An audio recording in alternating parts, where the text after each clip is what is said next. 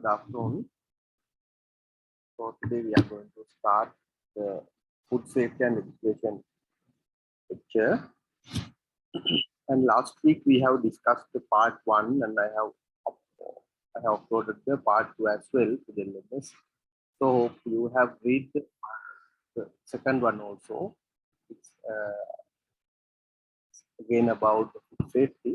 So can you remember the things we have discussed last week? We have discussed the general things, what is food safety, it's important, and what's food hygiene, and especially the danger zone. I hope that you can remember. There are several definitions are available, but here you can see the USDA guidelines. So according to USDA, you can see it's around from 40 to 140 degrees of Fahrenheit, right?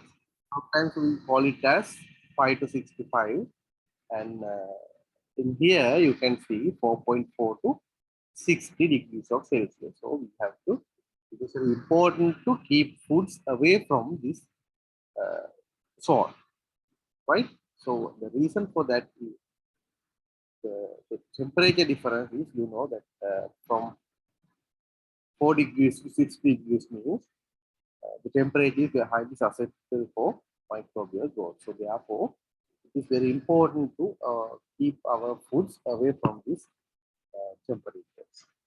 And also we have discussed about personal hygiene and kitchen hygiene also. And the hazards we have discussed the difference in between hazards and danger. No? So we know there is a danger and we know there is a threat, but hazard means before moving, before starting the process or before moving to the process, the team has to identify the threat, and we need to get precautions and some preventive measures are also there. How to prevent it? There are several things to study about that hazard, and the ultimate objective is to avoid that hazard before it reappears. So, three types of hazards we have discussed, and you will learn these things in detail next year under the principles of quality management. So, I think these things are very easy to understand. So, therefore, I'm not going to explain these things. So, I hope that you all are familiar with these things, and some names are available. It's about the one. And when it comes to part two, I suppose you all have gone through the part two. As I told you the last week, I have uploaded part two into your LM. So chemical hazards and biological, physical, we have discussed what are the chemical hazards. It is actually based on the chemicals. It means there might be some natural chemicals are available and some artificial chemicals are available. So I think it's very, you know, you have the experience on aflatoxin before a few months ago. So such toxins are also there, right? Those things are belongs to hazard. And there are some intentional and unintentional hazard, right? Intentionally we add chemicals, right? Intentional means අපි හිතාමතා chemicals දානවා, right? Hazard, toxic, chemical hazard. But unintentional, and there are some unintentional chemical hazards also. It means natural, due to natural toxins, and sometimes the artificial toxins might be there, but we add those chemicals without knowing. We don't know the purpose, so the ultimate result, but we just add these. And also most most of your seniors, and you are in, if you are in fourth year, there is a research. So for that research, almost all the students, they like to develop a food product. It means, you know, Publis is there. Dr. Publis, you all know, he is also doing these food products. We just take few things, A, B, C, and might be with flour, water, and sugar, and whatever the ingredients. They just take these things and mix together and develop a food product, right? That is what belongs to food processing technology. It's just home science, right? When it comes to technology, there are standard methods. So, and when we are mixing some food products, some indigenous findings are there. When we eat ginger and manioc together, what happens? The toxics are there. And sometimes you may heard about the green color potato. It may be sometimes you can see green color in potato skin. So there are toxins, naturally available toxins. Right? So such several types of toxins are there. Basically, we can categorize those toxins into naturally available and artificial toxins. And again, there are unintentionally added chemicals and intentionally added chemicals. And physical hazard, uh, we have so many examples in our day-to-day life. In our canteen also, we can see some hair particles, some nails, right? Some physical things are there, right? So I hope you all can understand these things. So I'm not ready to waste your time here to read one by one, to read all the sides here, right? Then the water is important for the food industry. You know that in almost all, so for all food industry, right? We use water for all the food industries, right? So if sometimes we are going to produce some food products without water, but today we will discuss how to clean these things. So for cleaning purpose, we need water. So water is very important in food industry. Not only water, pure water, high quality water, right? There are several parameters. We have been checked these parameters and we strictly adhere to the. There are so many standards and guidelines for domestic quality water, right? So before starting your process, before moving towards the process, it is very important to check the water quality and get a report from a recognized laboratory. Then we can uh, determine whether we can proceed the manufacturing by using this water or not. Right? Temperature is very important. Color, odor, turbidity, electrical conductivity are very general things, general parameters. Those things are very important. We can just determine the quality of water by using its color and odor. If it is a dark color water, the color of the water is colorless. Uh, Color means there is a adulteration, right? Quality is not good. Sometimes the temperature also we can consider. Likewise, there are several general parameters. In addition to that, some chemical parameters we are being practiced. pH, TDS. TDS means total dissolved solid. Hardness, salinity, and alkalinity. Uh, so you can read the definitions. What is hardness? What is salinity? Right? What is alkalinity? In Sri Lanka also we are suffering some of those issues. Right? In Anuradhapura, Coronado districts we have kidney diseases. So, but I personally believe that is due to water and chemicals. So there should be some other reasons. So, but the people believe that they have kidney diseases, CKD issue is from water and some chemicals we use for agriculture, right? So, pH, TDS is very important. And hardness, what is the hardness, right? What is hardness?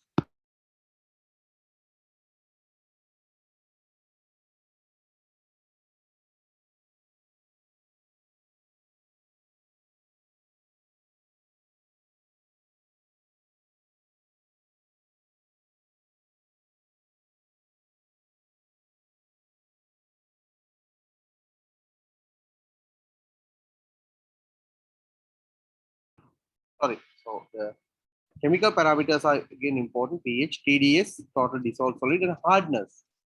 Right? You know what is hardness and salinity and alkalinity. Those things are the important parameters. And biological parameters, DO, BOD, and COD. These biological parameters are again very important.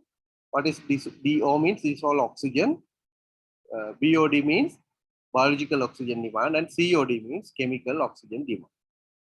Right? So BOD means amount of oxygen used for biochemical oxidation by a unit volume of water. Right? And COD means amount of oxygen required to degrade the organic compounds in the water. Right? So these are the important parameters we basically used in the food industry to measure the water quality. Right? So these are the lecture 2, and today we are going to go to the next one. It is very important. Very important. Cleaning and sanitizing. Right? I think that in almost all the food industries, there are several problems due to inadequate cleaning. Right? As a result of inadequate cleaning, it means the microbial growth or some pest attack might be there. So as a result of these inadequate cleaning and sanitizing, so many issues will be arise. So therefore, cleaning is very important. There are standard processes for cleaning, and you know what is cleaning in domestically. In our house also, we use some chemicals for cleaning, and we just rinse our plates and the tools we use for eating, and some utensils. We know how to clean it, right? But when it comes to food industries, in an industrial level, there are several standards to practice, right? So let's move further. So what are the differences between cleaning and sanitizing, right? Cleaning means total removal of unnecessary things, right? Sanitizing means, but nowadays sanitizing is very popular term. So we always try to sanitize our hands, but sanitizing means it is somewhat about reduction, not about total removal, not about complete removal. It is just a reduction of microbes. So therefore, we know cleaning is very important rather than conducting sanitizing. So we can in food industries we practice both cleaning and sanitizing, but in some critical industries such as dairy industry, meat, fish industries, those type of raw materials are highly susceptible. It means quickly, due to their high nutrition value, microbes will grow quickly. So therefore, the shelf life is very limited. It means sometimes of very few hours. So therefore, cleaning and sanitizing is very critical. Right? And in an industrial level, there are 3 methods in cleaning. Right? Mechanical cleaning, COP, CIP, and manual cleaning. Right? I'm pretty sure that you may heard COP and CIP. Those words are very popular in industries. CIP. Sometimes your friends may work in food industry, so in the morning and the evening they used to clean their plants, right? But we have to pay our attention on cleaning. Mechanical cleaning means, CIP means it is a type of mechanical clean, right? It means we are not going to remove the machine. We are not going to disassemble. We are not going to open and restructure the machine, right? Referred to as cleaning clean in place. So in this term also you can understand clean in place. So we are not going to change the place, right? Require no disassembly or partial disassembly, right? It means the machine is there or equipment is there when we are not going to disassemble it, not going to open it or not going to remove it. The machine is there or equipment is there. We are going to clean it as it is, right? And the COP means a total different one. It's a totally different process, right? In here, partially or total disassembly is there, right? Then we can remove some parts and we can remove some connectors or the entire machine, and we can partially disassemble it and clean, right? And manual cleaning, we are practicing manual cleaning in our house. It means total disassembly, right? So there are three types of cleaning methods we are practicing in food industries: mechanical cleaning, CIP, and manual cleaning. Manual cleaning means we can stop the plant, totally shut down the plant, remove all the equipment and all the parts. If it is a COP, you know, we are not going to remove all the parts. Some partial disassembly is there, right? If it is the CIP is most commonly used method in the food industry, mostly common method in used in food industries because it is a low cost method and highly productive method, right? Then in CIP, there are some important factors, right? There are some important factors in CIP. We have to, as we discussed earlier, water is very important, right? Using high quality water is very important, and sometimes we have to use chemicals, right? Such as that some detergents, some chemicals, right, for cleaning. It is based on our industry, based on our raw materials and the end product. So the food soil is different. Food soil, you can see what is food soil means: unnecessary things trapped in the plant, right? To remove these things, we have to use different things, right? Apply suitable detergent or solvent at a suitable flow, right? Flow rate is important. Pressure is important. Temperature is very important. And the concentration again is very important. Sometimes we use HCl like hydrochloric acid and sodium benzoate like chemicals. So the concentration is very important, right? And the required amount of energy to be equipment, it means the pressure, we need to maintain the pressure. So therefore the energy is very important. I will show you some examples. Energy for solution temperature, chemical detergent, right? Suitable velocities for the pipeline, right? It means we need to move the solutions. You can see some pictures and I will show you some videos also. So in this picture you can see there are two tanks. In the blue color you can see CIP tank, right? In some food processing plants you can see in these machines the CIP system is already there. If not, we can develop our own system, CIP system. The more some very critical machines, very highly expensive machines, there are some as cleaning, as packing machines and bottling machines, like highly sophisticated machines. The inbuilt CIP systems are there, right?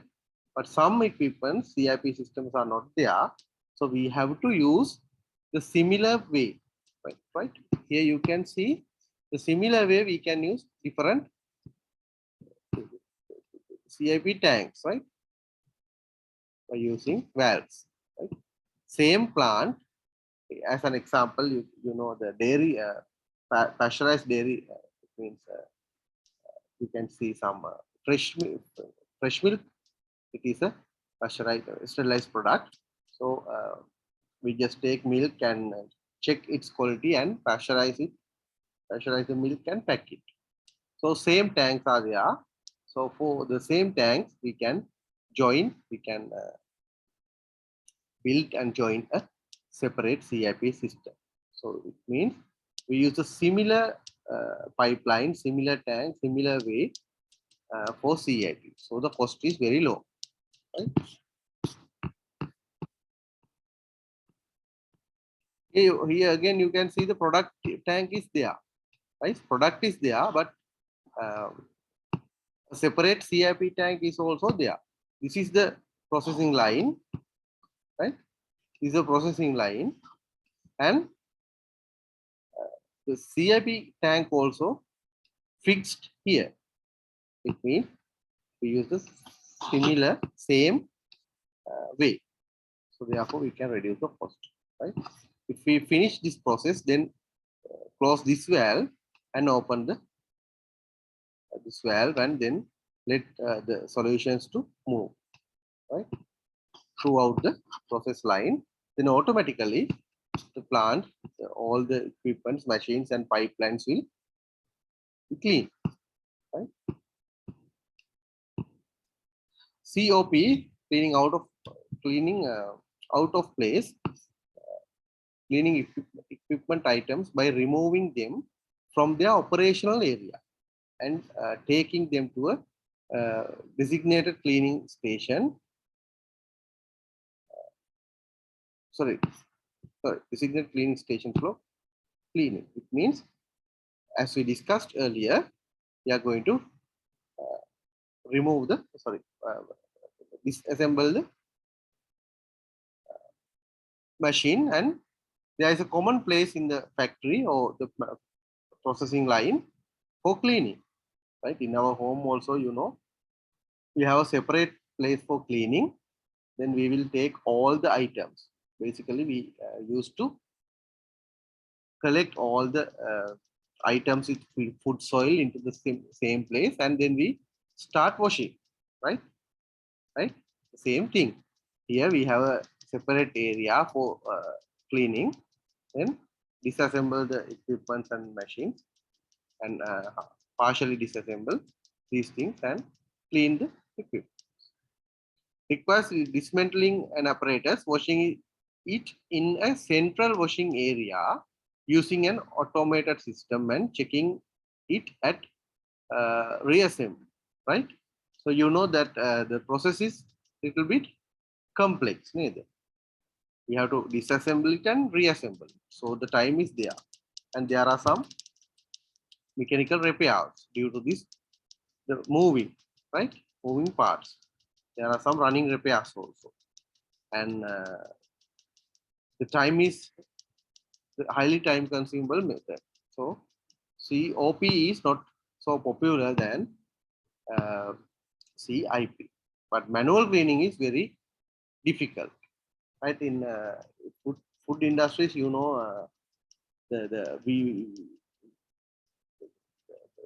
to get the heat and to get the steam, we use boilers, and always we have to use heating method. We need to use such heat to get the heat for preservation. So when it comes to heat, you know, the heat generation is highly cost. It's a high cost method. Sometimes we need to use gas and boilers or firewood. So you know, we can't shut down such heating machines and equipments quickly. So it will take few hours to settle its temperature. So therefore, you know, in food industry, some food plants, they are going to shut down such plants annually, once a year, right? So COP is very difficult to proceed. Food soil, as we discussed, it is actually unwanted materials in food contact, available in food contact surfaces. Soil is visible or invisible. Sometimes microbes are there, so those microbes are also belongs to food soil, so it is invisible. But visible soil, I think you all are experiencing food soils. It means the unnecessary particles, some waste materials are also there, microbes are also there, and protein and fat like things also there. Primary source from the food product being handled, right? So, we have handled food product. So the waste and the materials related to that product are available here. Others, minerals from water residues and residues from cleaning compounds and microbiological biofilms, right? Uh, when you go to Anuradhapura, Polonnaru like areas, as a result of hardness of water, you can see some deposits in your kettle. In your kettle, you can see some deposits as a result of hardness. When we boil it, when you boil water, you can see the precipitation is there. That is also belongs to food soil, right? So it is very difficult to remove such food soil. And in some processing lines also, there are some food soil. Properties of food soil, combinations of food components, mineral from water residues, in some insoluble hard water salts, residues from cleaning compounds, microbiological biofilms, right? Sometimes we usually practice the CIP. We usually practice it, but some chemical compounds, right? Chemical residues might be there. We used to perform CIP, but it is the method of CIP is not good. The cleaning time is not enough. So as a result of that, the end of the day, you can see some chemical deposits. Right? So that is also belongs to food soil. And the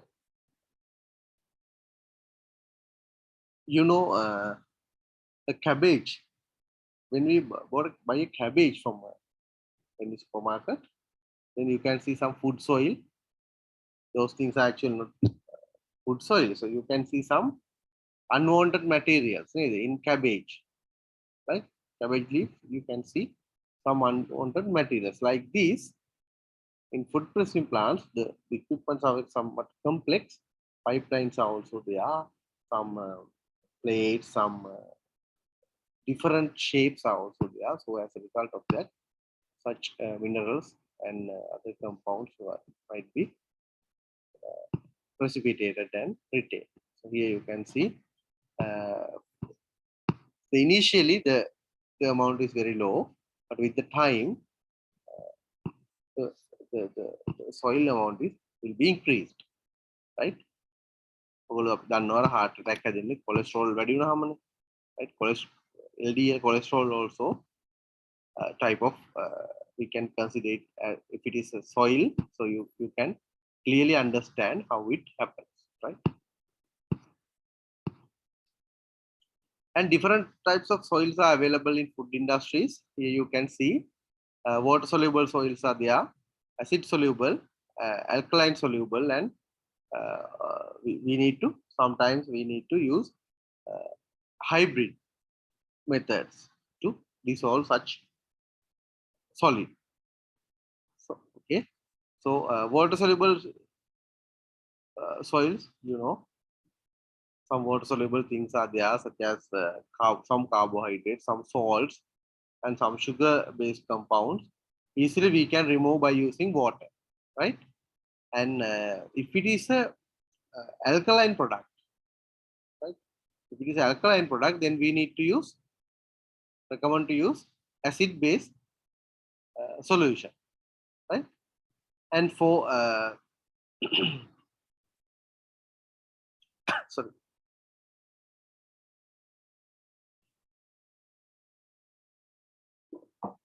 if the food contain high fat, right? ඔගොල්ලෝ ගෙදර දැන් කෑම කෑවට පස්සේ ටිකක් තෙල් කෑම වැඩිපුර තියෙන කෑමක් කෑවොත් පිඟාන සෝදලා ටිකක් it is somewhat difficult නේද? Then what we practice, what we have to do is use some soap or some detergents are also there. Some dishwashing liquids are there. Those things are alkaline liquids. So easily remove our fat and protein based food soils. අපි ගෙදර experience එක තියෙනවා. Sometimes we can use some soap. And there are some in some soils they are very complex, right? Proteins are there, minerals are there, some alkaline products are also there. It's a combination. For that we need to use a hybrid method, right? First we have to circulate water, then acid, then alkaline, then finally again water. Likewise, based on our product and the process, we need to select the first we need to identify the soil type and then select the method. Selecting a detergent or cleaning regime. So acid cleaners dissolve alkaline solutions. These things are commonly, I think you can understand. Acids dissolve in alkalines, alkalines dissolve in acids, right? Improper use of ingredients can actually set soils, making them more difficult to remove, right? Acid cleaners can precipitate protein, right? If we use detergents or chemicals without identifying the properties of soil, then there is again the situation will be complex, right? Here you can see the example. Acid cleaners can precipitate protein. So then as a result of that detergent, again there is a problem, right? So therefore based on the processing manufacturing conditions and the products, the type of the soils, the soil properties are different. If it is a jack-based product, right? Jack-based products. We have this example. One of our students, she works in some private food processing company. They prepare jack value addition, cost-based products, right? When we handle jack, there is a gum.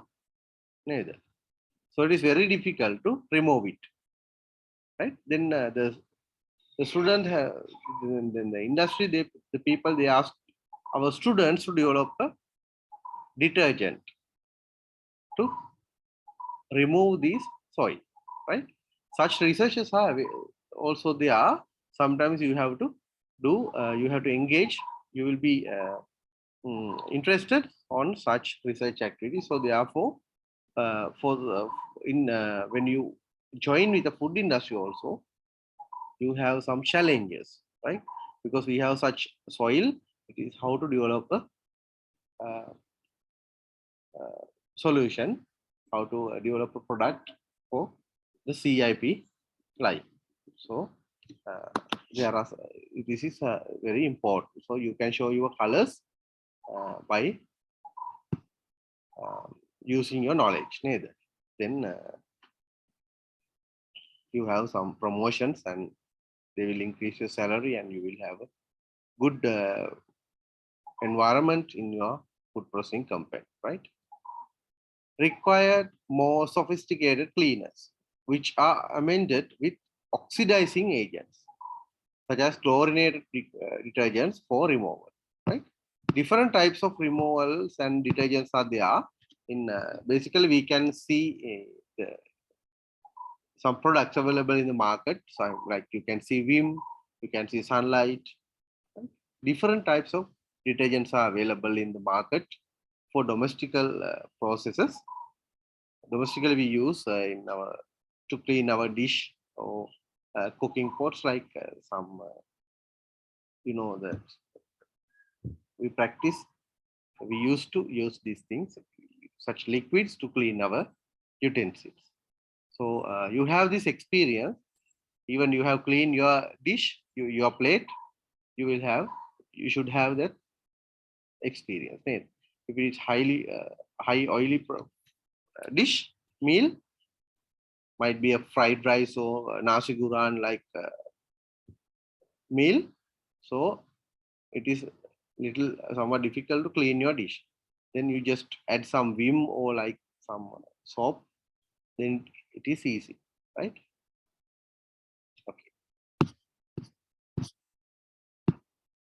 For the fat-based soils, then present as an emulsion, then can be rinsed away with hot water above the melting point. More difficult fat and oil residues can be removed with alkaline detergents. So first, and also we can use hot water. Protein-based soils need a highly alkaline detergent with peptizing or dissolving properties. Wetting agents can increase, like there are some. You need not to remember these things. So please understand there are different types of food soils are available, and identification of the properties of the food soil is very important, and different types of detergents are there to use to remove your food soil, right? Carbohydrate based products, simple sugars, you know, it is very easy to remove using warm water. And if in when it comes to some complex situations, then alkaline detergents should be used, right? Mineral salt based soils are a little difficult to remove. As I told you earlier, if it is when we boil some hard water in our kettle, then you can see some mineral deposits. So it is very difficult to remove, right?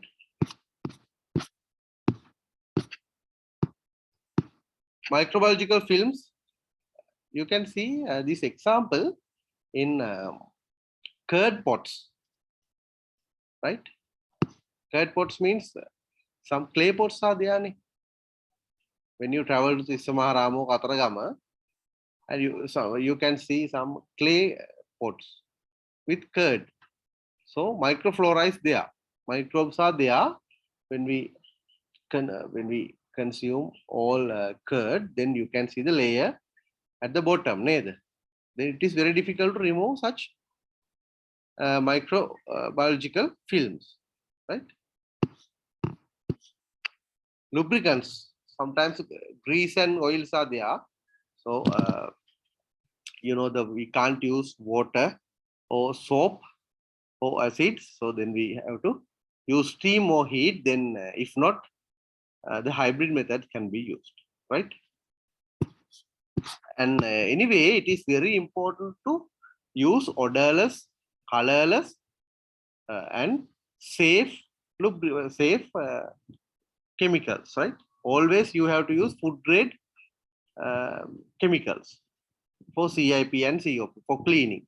All the cleaning purposes, all the liquid should be colorless, odorless, and non-toxic or food grade, right? In some nowadays you can see a red color hand wash, and the hand wash with different taste, sorry, smells, odors are there. So you are not allowed to use such things in food processing industry, right? No color, no odor, no food and food grade, non-toxic. Okay.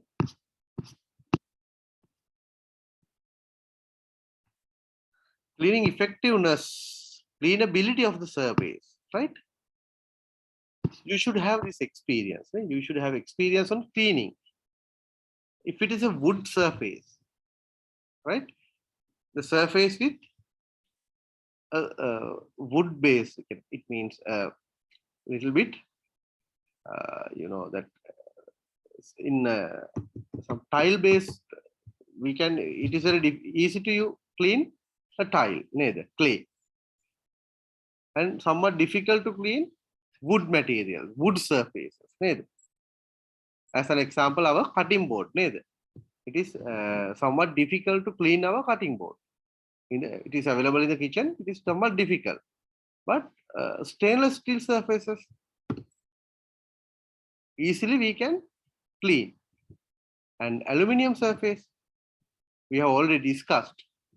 Aluminum is easily oxidize. It means, so therefore, every day you will have to clean it because as a result of the aluminum oxide.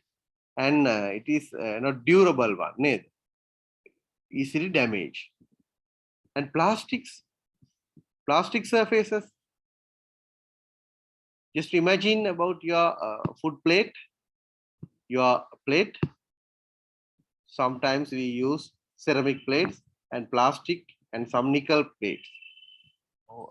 Which one is easily cleanable? Plastic one, no, metallic one, no, ceramic one. Right? I think based on the quality of that plastic, sometimes when we wash it daily, then with the time, some cracks and some, you can see the texture differences. So after that, it is difficult to clean. And stainless steel plates and ceramic plates are easily cleanable. Surface finish, right? Smoothness is very important. Detergents,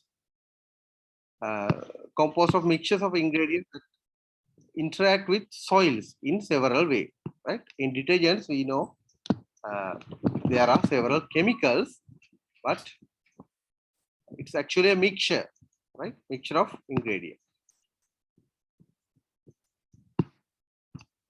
You can see some examples here.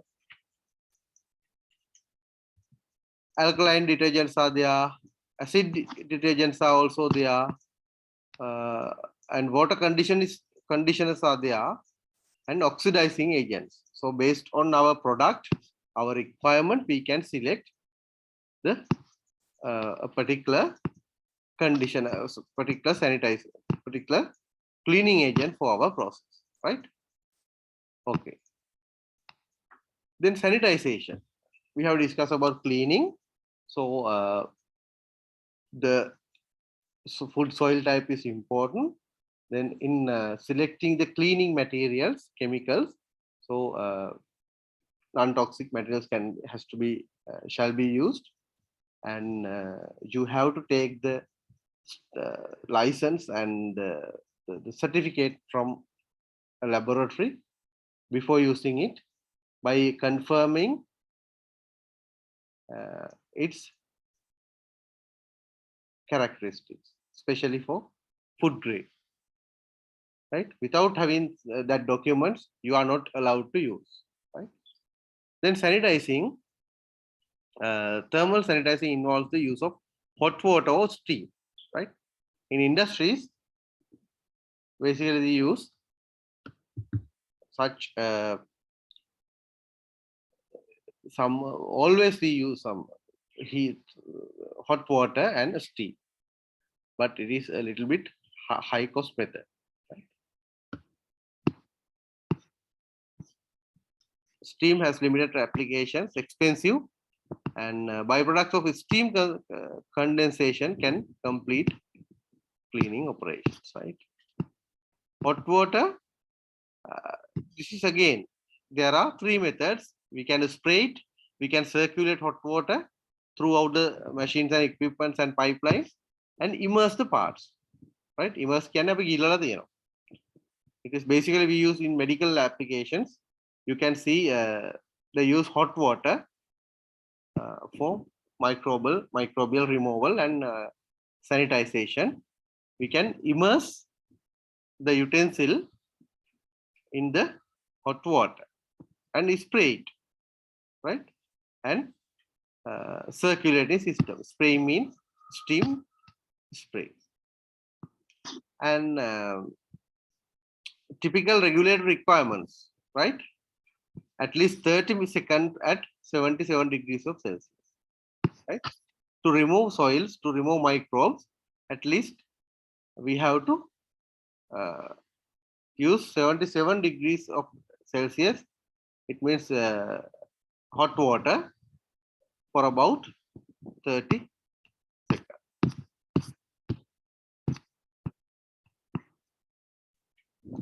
Like chemical sanitizers involve the use of approved chemical sanitizers.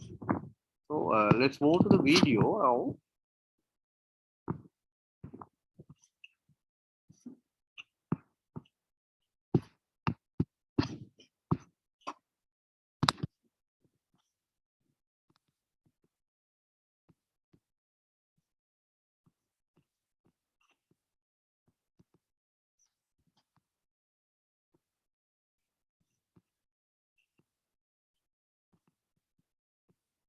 Please watch this video. Here you can see. Your brand is often recognized for the quality and superiority you serve. With increase in capacities and requirements, production plants are expanding from few meters to few acres. Maintaining cleanliness manually at such high scale is difficult. It is not possible to dismantle and manually clean the piping and equipment.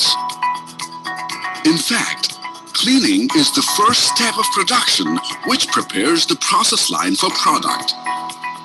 That is why automated CIP, that is Clean in Place Unit, has become a necessary part of any food processing plant. At Neologic, after research and experiments, we have come up with a unique modular CIP system specifically designed for dairy and food industry.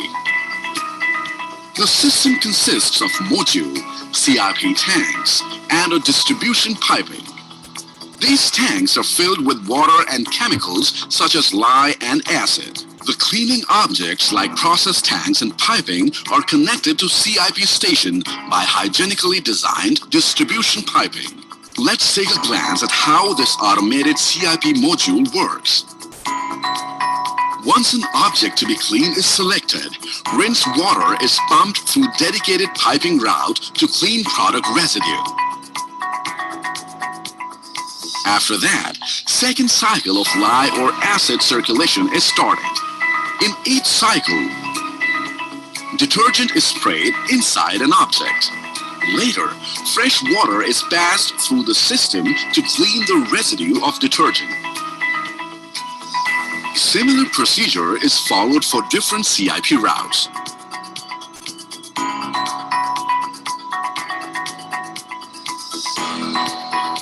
Then what sets Neologic apart? At Neologic, we believe in reuse, reduce, and recycle. An efficient automated CIP is known for how it works with 4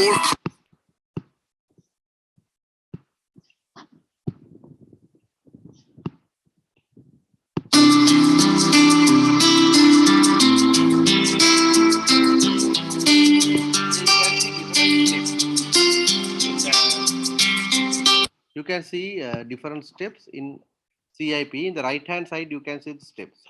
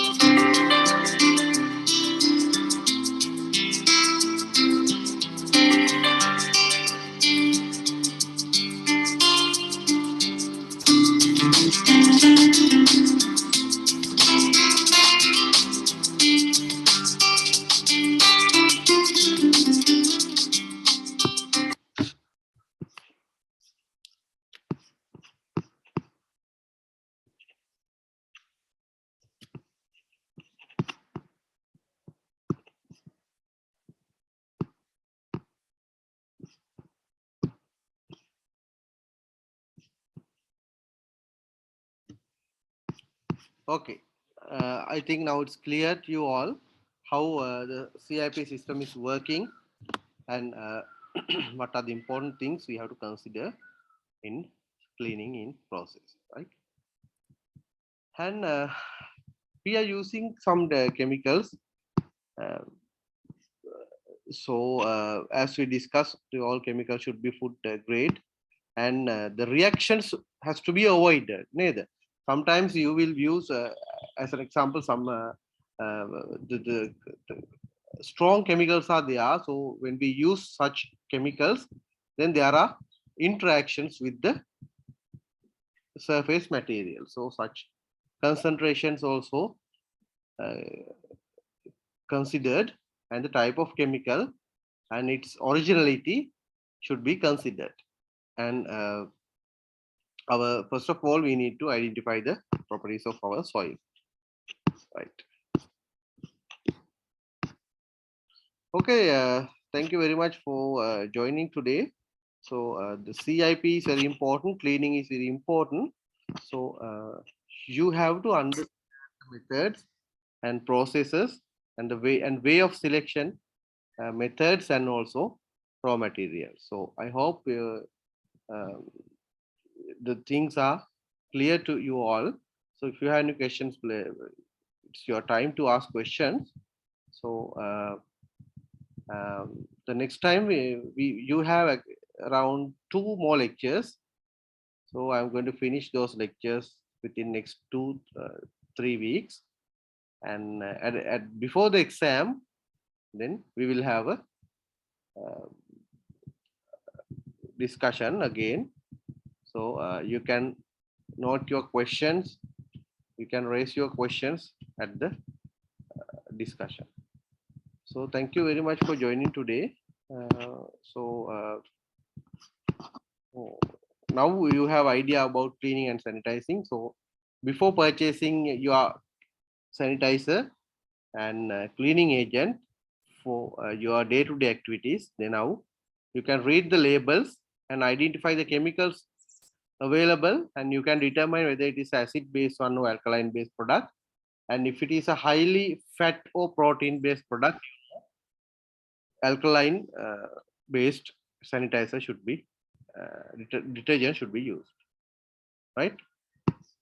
Practically these things are very important, and in an industrial level you will have so many opportunities, and you will have some chances to show your colors by using your knowledge in this cleaning and sanitation. Okay, thank you very much. I will upload the video to the LMS today. Thank you very much for joining.